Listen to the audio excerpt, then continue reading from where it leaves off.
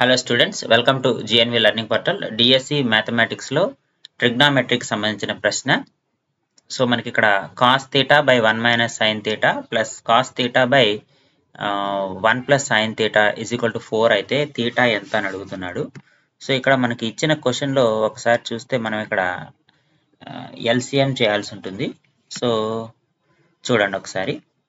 So మనకి న్యూమరేటర్లో denominator కనుక తీసుకుంటే 1 minus sine theta 1 plus sine theta ఉంది.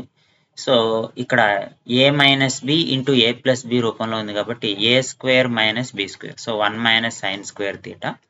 సో పైకి వచ్చేటప్పటికి మనకి cos theta into 1 plus sine theta plus cos theta into 1 minus sine theta is equal to 4 అవుతుంది.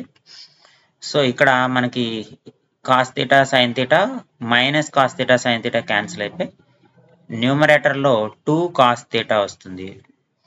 1 మైనస్ సైన్ స్క్వేర్ థీటా అంటే cos square theta is equal to 4. Cos theta ఒకటి cancel అవుతుంది. So ఇక్కడ 2 cancel అవుతుంది. So 1 by cos theta is equal to 2.